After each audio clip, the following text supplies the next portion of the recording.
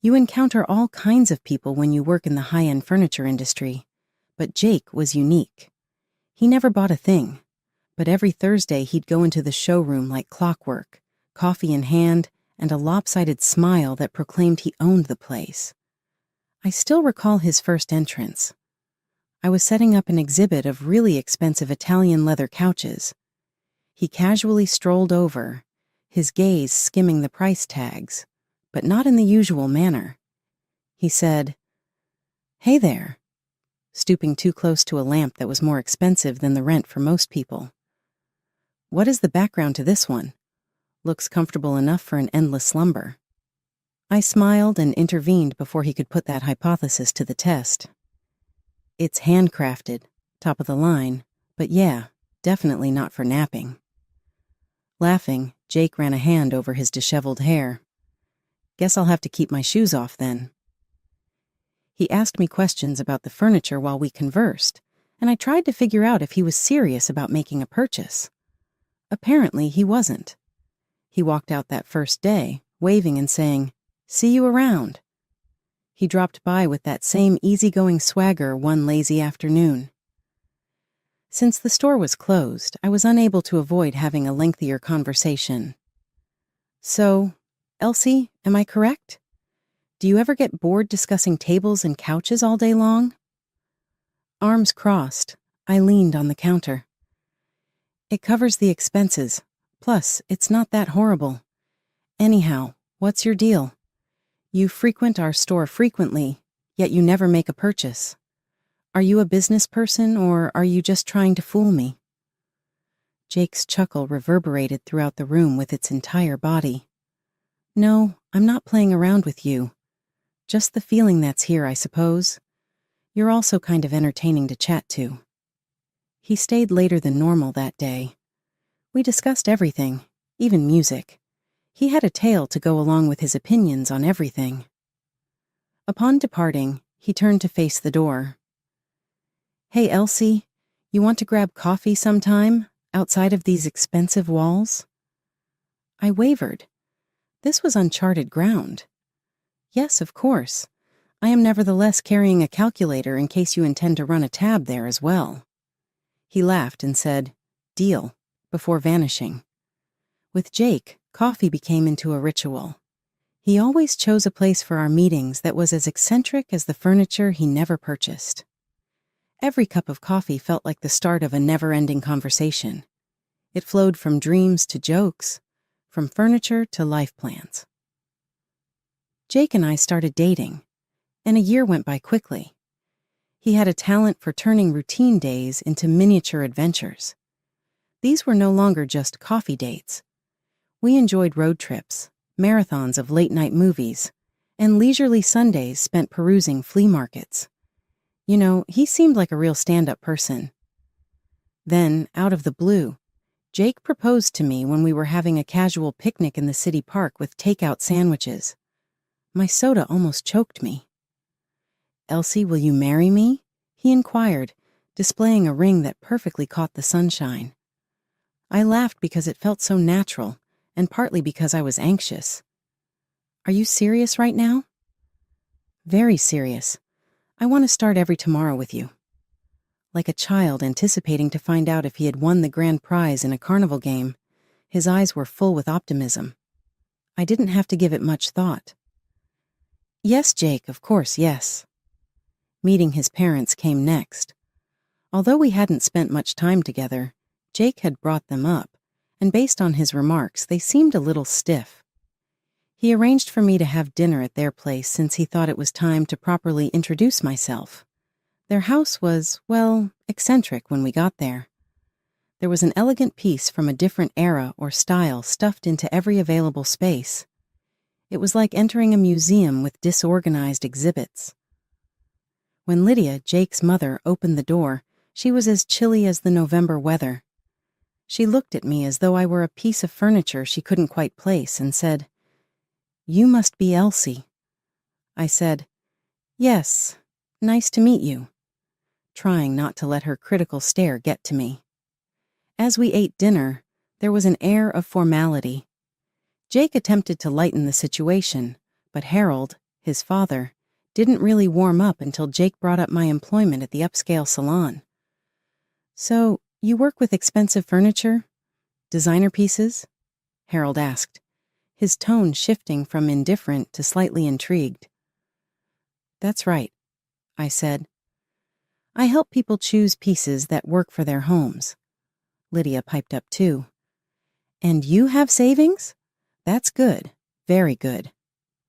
The conversation slowly turned to their interest in my financial stability rather than getting to know me.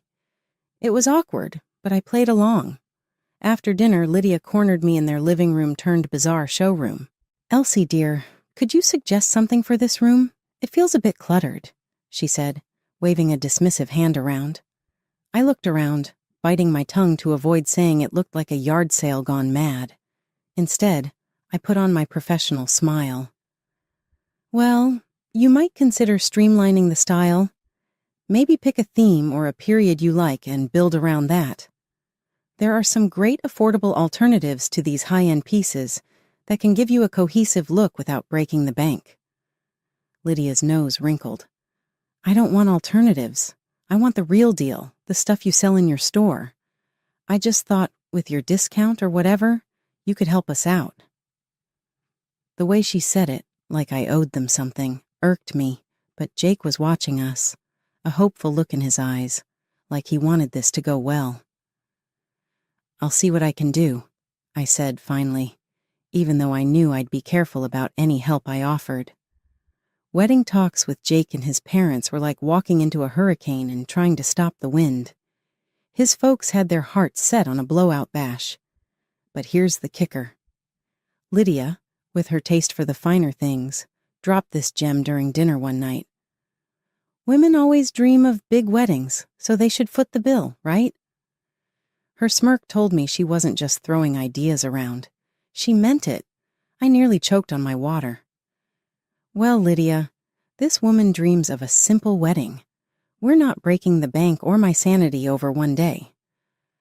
Jake, caught in the crossfire, gave me that look. The please go easy on my mom look. But no, not this time. "Elsie's right," he finally said, though his voice had the weight of a man walking to the gallows. "We'll keep it simple." The wedding day came, and true to my word, it was simple. Beautiful, but understated. Jake's parents plastered on their best sour grape faces throughout the ceremony. I caught Lydia muttering to a relative, "You'd think a girl who sells fancy furniture could put on a better show." I let it slide. The day was about us, not them. I was floating, my heart full, as I said, "I do," to a modest gathering of our closest friends and family in the little garden behind our favorite cafe. Post-wedding life kicked off with Jake suggesting we rent a large apartment. "You can deck it out just how you like," he said, knowing full well his bank account was running on fumes.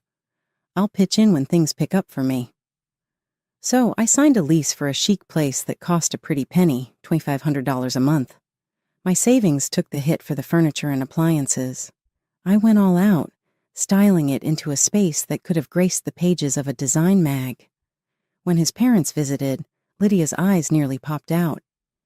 "This place! It's like something out of a movie," she gasped, touching the suede of the couch like it might vanish. "I want this. All of this." Jake beamed like he'd built the place himself. "Elsie has an eye for stuff," he boasted to his friends over drinks one evening, the apartment serving as the perfect backdrop for his tall tales of taste. But the bills? All mine. Rent checks, furniture receipts, you name it. My bank account knew the truth, even if Jake was playing the part of the man of the house. One particularly sharp memory was when Lydia pulled me aside during one of their visits, her voice a mix of honey and vinegar. "Elsie, darling, maybe you could help us do the same with our place, since you're so good with money and all." The way she said it, like I was some kind of cash wizard, it almost made me laugh. Almost. "Lydia, decorating is one thing, but managing money is another. You start with a budget, something realistic." Her face fell. Clearly, Budget was a dirty word in her book, but I wasn't about to school my mother-in-law on finances on top of everything else. The grind at the luxury furniture salon paid off. After months of hustling, the bosses noticed, and bam, promotion landed in my lap. They shuffled me over to the wholesale department, a whole new game with bigger clients and bulk deals. The team there was tight-knit, but they welcomed me with open arms. One person in particular made the transition smoother, my new boss, Sarah. She was around my age, sharp as a tack, and had an eye for design that even I admired. We clicked right off the bat, swapping stories about nightmare clients and dream projects over coffee breaks. One evening, back at our plush apartment that I had decked out from my own pocket, I mentioned Sarah to Jake over dinner. She's got this killer instinct for deals, you know. Closed two just this week that everyone thought were dead in the water, I said, passing him the salt. Jake, munching on his spaghetti, looked intrigued. Sounds like a powerhouse. We should have her over for dinner, show off some of your handiwork here. Might be good for your career, huh? So we invited Sarah over the following weekend. I spent the day tidying up while Jake decided he was Gordon Ramsay. The menu was his doing: roast chicken, garlic mashed potatoes, and green beans. Fancy, but not too over the top. Sarah arrived on time, her eyes widening as she stepped into the living room. Wow, Elsie, this place is incredible. You did all this? All her, Jake chimed in, leading her on a tour. Wait till you see the dining setup. Dinner was lively, thanks to Jake. He was on a roll, cracking jokes, refilling glasses, laughing a little too loud.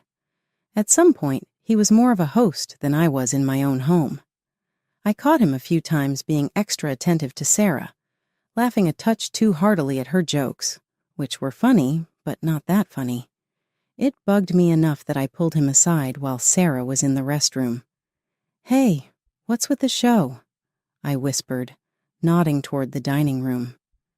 Jake kept his voice low, a serious look crossing his face for just a second. "I am trying to impress her for you. Maybe she'll speed up another promotion or something." I frowned. "I don't need you to charm my boss for a promotion, Jake. I can handle my career."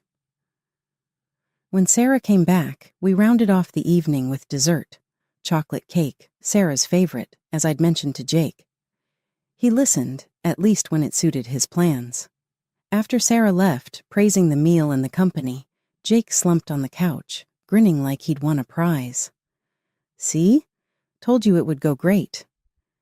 I sat beside him, not quite sharing the sentiment. "It was nice, but don't do that again. I don't need a show. Just be normal next time." Jake just waved a hand, dismissing my concerns as he turned on the TV. "You worry too much. It was fine." But it wasn't fine. Not really. His act felt off, like he was playing a part. Since the promotion, my paycheck had grown nicely, which naturally led Jake to find new ways to spend it. First up, his wardrobe. "Babe, I can't keep wearing these old suits. If you want me to be promoted too, I gotta look the part," he'd argued one evening, thumbing through a catalog of designer suits that cost more than our rent. "Fine, we'll update your closet, but keep it sensible, okay?" I conceded, figuring if it boosted his confidence, it might help him in his own career. The new Jake was a dapper one, and he was all too eager to show off his revamped style. Not long after the wardrobe overhaul, he had another idea. "How about dinner out with Sarah again? Could be fun, right?" It sounded harmless enough, so I agreed. The night was a success, full of laughter and pricey wine. At the end of the evening, when the check came, Jake made a show of grabbing it. "Let me get that for you," he told Sarah with a flourish. She smiled a bit awkwardly.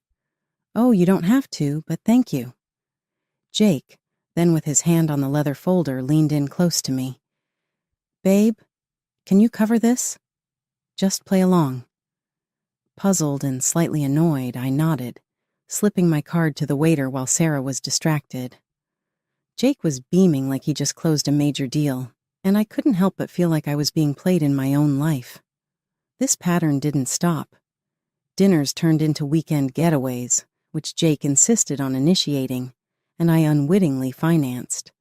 He'd tell Sarah, "Don't worry about the cost, we've got it," while winking at me across the room. It was during one such trip, a luxurious beach resort stay, that I hit my breaking point. As I signed yet another exorbitant bill, Jake clapped me on the back. "Isn't this great? Sarah's having a wonderful time. Good for your career, this."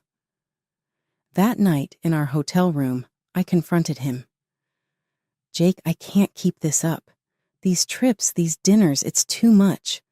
We're supposed to be a team, but I feel like your bank more than your wife." Jake's face darkened, his voice cold and sharp. "I'm doing this for you, for us. If you can't see that, maybe you should just enjoy it alone. I'm busting my ass here trying to help your career." After that, things changed.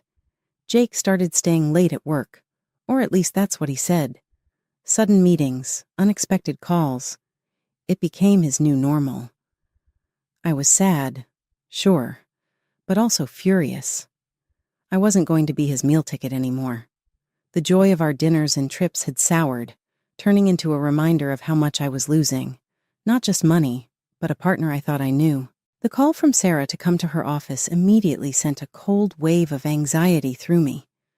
What could it be? My mind raced with every possible mistake I might have made, every deadline, every email.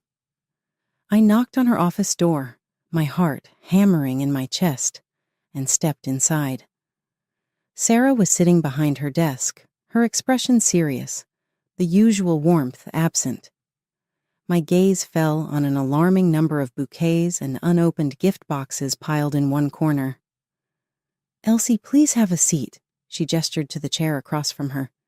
"We need to talk about something important." Her tone was so grave it made my stomach turn. I sat down, clutching my hands in my lap, preparing for the worst. Sarah sighed, her eyes meeting mine with a mixture of concern and discomfort. "It's about Jake," she started, and my heart sank. "His behavior has been, well, inappropriate."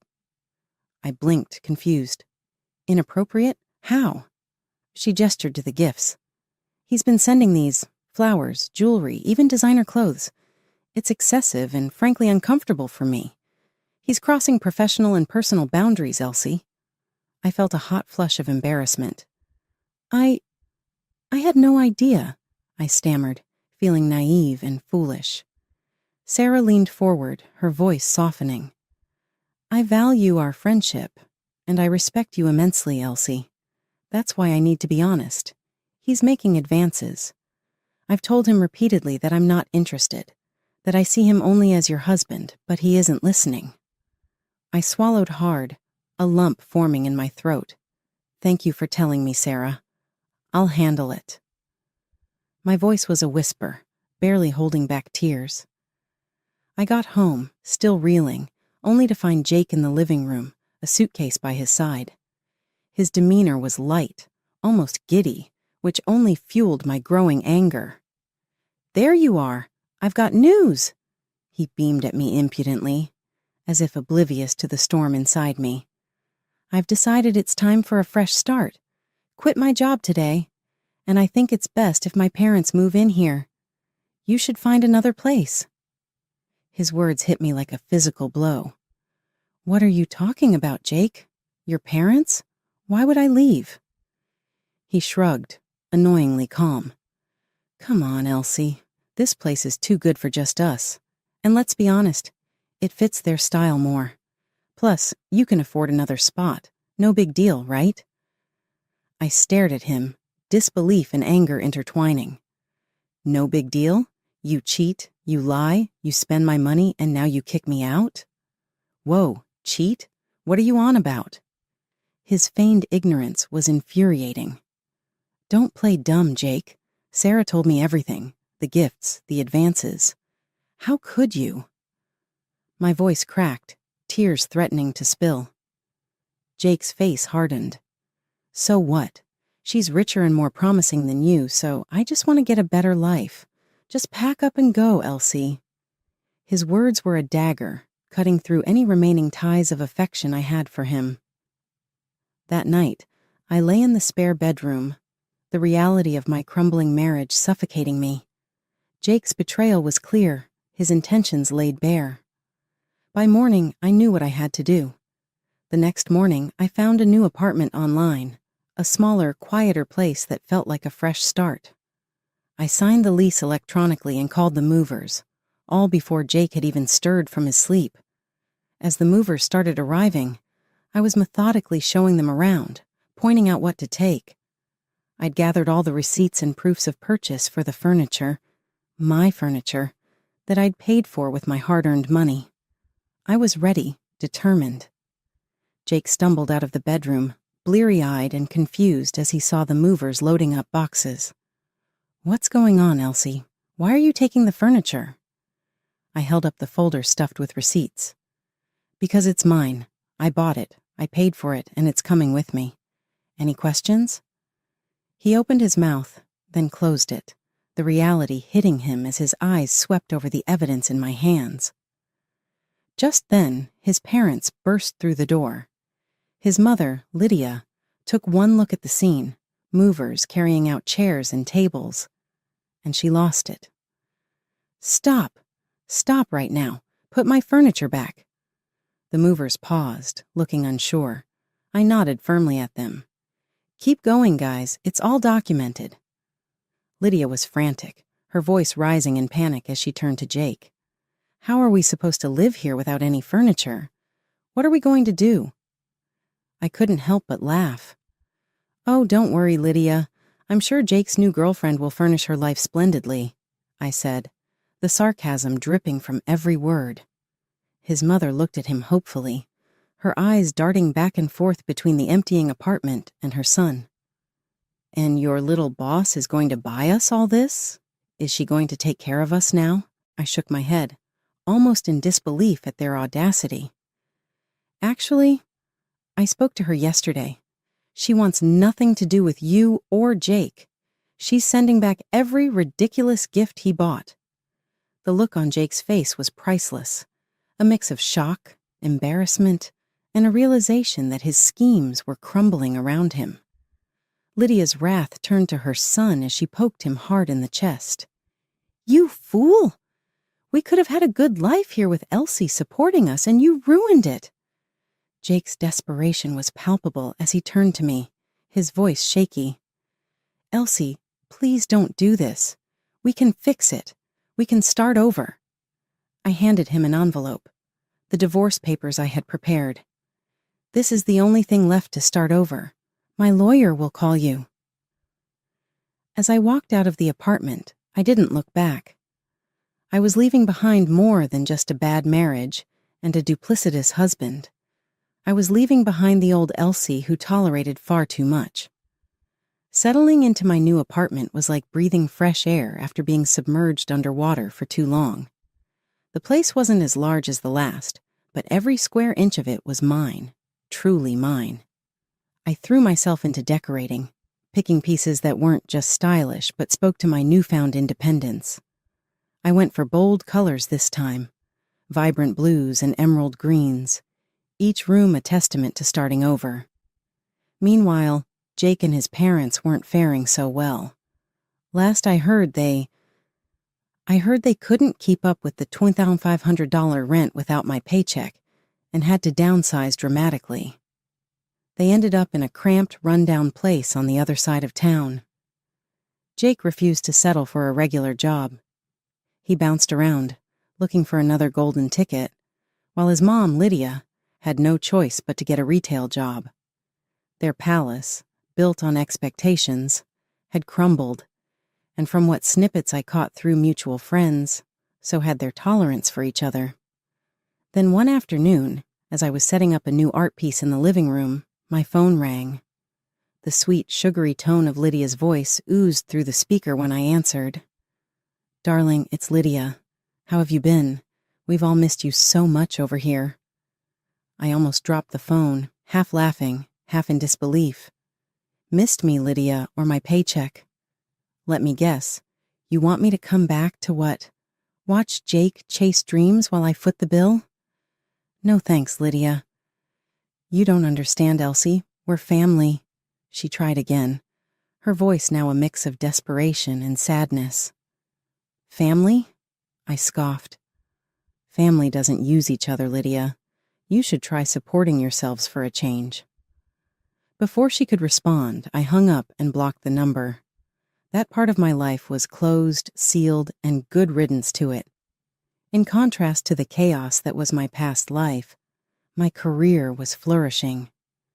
Sarah and I had grown closer, her respect for me solidifying after I handled the personal turmoil with as much grace as I could muster. She hinted last week that another promotion was on the horizon, something that would put me even more in control of my professional path. It was like the universe rewarding me for all the hardships. One evening, sitting in my newly decorated living room, I reflected on everything that had happened. The apartment looked incredible, a true reflection of my style and spirit. I had new friends coming over that night, colleagues who appreciated me for my skills and company, not for what my bank account could do for them. The doorbell rang, pulling me from my thoughts. I opened the door to smiling faces, genuine and happy to see me. As we gathered around the sleek, modern dining table I'd picked out myself, laughter filled the space, bouncing off walls that echoed a new chapter of my life.